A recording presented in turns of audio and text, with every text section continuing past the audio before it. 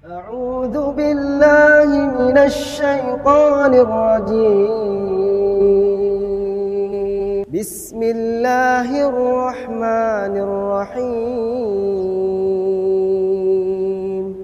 Kalau Anda, ibu-ibu sekalian, Anda mau masak dari bahan yang berasal dari kulkas, ya, lemari es biasa, itu kan gampang ambil, mungkin nggak perlu di defrost dulu kan, langsung ambil, langsung masak. Tapi kalau bahan dari freezer gimana?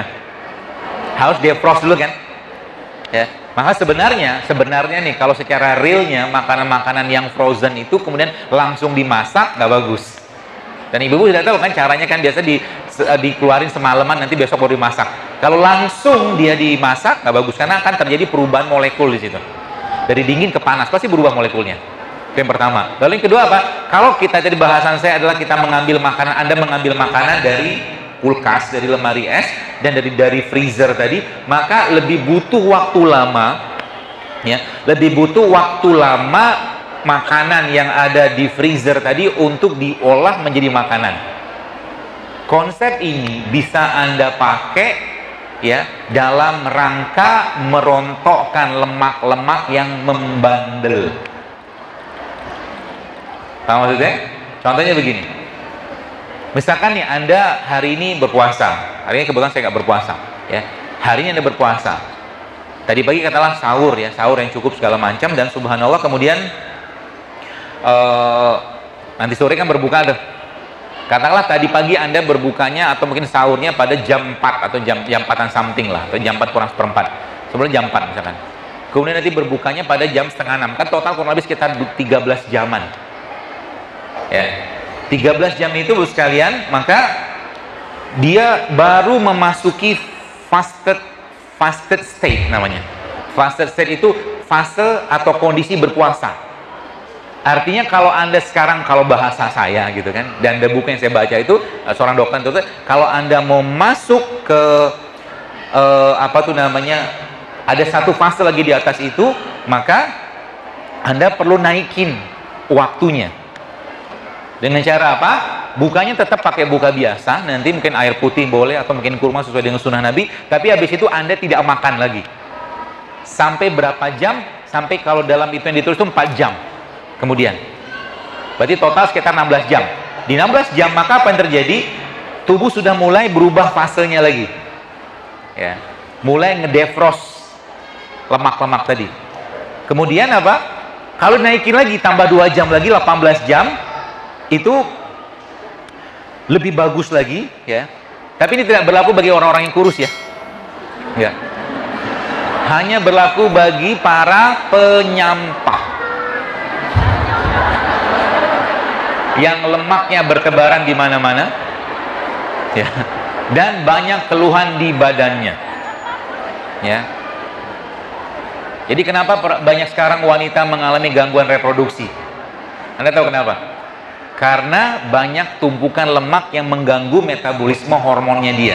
Pertanyaan, tumpukan lemak di mana? Tanya sama dia tadi. Anda makan jeroan? Enggak, saya makan jeroan. Tapi dia makan bakso. Bakso kan tepung kan? Dia nggak makan jeroan, tapi dia makan tepung. Tepung kan jadi gula sederhana. Lemak lagi kan ujung-ujungnya. Minumnya tangan kanan, jangan tangan kiri. Minum tangan kanan, jangan tangan kiri. Saya mengamati Anda di depan. Tenang aja. Dan selalu ada bentuk nasihat, ya. Ya, kemudian 18 tadi kan, naik lagi ke 20. Berarti kita nggak makan tapi minum, ya. Ada beberapa jenis minuman yang bisa Anda minum untuk menguatkan atau membuat tubuhnya itu kehilangan, tanda kutip, perasaan laparnya. Yang pertama, kopi. Kopinya pahit tapi pakai gula. Ya, jadi kemarin saya ngisi di mana, salah satu kantor lah di daerah Medan Merdeka gitu, ada bapak-bapak pulang karena dia bilang, saya nggak mau dengar kajian Dr. Zaidul karena saya nggak boleh minum kopi. Loh, siapa yang melarang? Saya tidak melarang minum kopi, tapi jangan pakai gula pasir. Itu aja. Kalau minum kopi pakai apa? Pakai kurma. Jadi kopinya pahit, makan kurma, kan manis. Betul nggak? Anda butuh manisnya dari gula atau butuh karbohidratnya? Kita butuh karbohidratnya kan? Ya sudah, minum kopi tapi makan kurma, lama-lama terbiasa sendiri. Akhirnya apa? Selera makan atau selera atau hormon ghrelin ditekan sama dia. Itu yang pertama. Itu tadi kopi. Berarti perempuan minum kopi nggak apa-apa sebenarnya. Dan kopi itu memang mengandung antioksidan. Yang khawatir, asal jangan tambah susu atau kental manis kalau bahasa sekarang gitu kan. Nggak apa-apa, minum kopi aja. Ya. Apakah kopi bisa untuk mengobati ngantuk? Kalau saya sih nggak ngantuk tidur aja. Karena saya minum kopi justru malah makin ngantuk. Ya, seperti itu. Itu pada berapa jam tadi? 20. Ada satu minuman lagi yang bisa Anda pakai untuk menekan rasa lapar tadi. Yang tadi pertama kan kopi, yang kedua teh hijau. Tapi jangan saset. Ya, atau ocha mungkin kalau bahasa Jepang. Jangan sasetan. Atau kalau enggak mau tambah lagi, ada satu sayuran yang bisa digunakan untuk menekan rasa lapar by science ya, yang saya tahu ya. Namanya apa? Okra. Okra bisa. Bapak-bapak nggak tahu okra juga nggak apa-apa lah. Anda cukup terima jadinya aja. Okra. Okra itu apa? Nanti lihat aja. Lihat di browsing ya. Jadi minum terus ya, terus minum ya. Nanti akhirnya apa? Akhirnya kulkasnya, kan tadi kan kulkas tuh yang glikogennya, kemudian ada namanya tadi freezernya tadi, lemak-lemaknya tadi itu bisa diakses dan akhirnya dia diubah menjadi energi untuk diubah menjadi gula lagi. Jadi sebenarnya kalau Bapak Ibu mulai tidak banyak-banyak makan, proses begini akan terus-menerus terjadi, yang sekarang dikenal sebagai intermittent fasting namanya. Intermittent fasting, dan secara saintifik intermittent fasting itu manfaatnya banyak, luar biasa. Pertama, dia akan berperan dalam memperbaiki penyakit-penyakit metabolik seperti diabetes, jantung, kolesterol, asam urat. Caranya gimana? Lamain laparnya. By hour of 20 yang saya pahami dan saya baca itu pada 20 jam, dan dia masih ngasup minuman ya, bukan nggak makan tapi minum.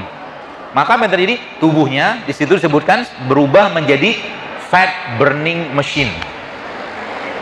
Ya, berubah menjadi mesin pembakar lemak. Kalau mesin pembakar lemak sudah muncul, maka growth hormone juga akan muncul karena sudah berubah fase puasa tadi, dan subhanallah apa yang terjadi? Badannya akan menjadi kekar. Apakah gara-gara ini perempuan juga bisa ikut-ikutan kekar? Enggak. Sebenarnya kita akan butuh ya, kekar itu maksudnya laki-laki ada testosteron, perempuan ada estrogen, tapi itu butuh waktu dengan exercise. Tapi maksudnya growth hormonnya muncul. Kalau growth hormon muncul, bagus sekalian, maka apa yang terjadi? Yang terjadi dia akan memakan sel-sel yang rusak. Jadi sebenarnya gampang sekali ya kalau kita mau sehat itu. Asal apa? Asal mau mengurangi makan dan ngerti yang dimakan itu apa. شكرتم لأزيدنكم ولئن كفرتم إن عذابي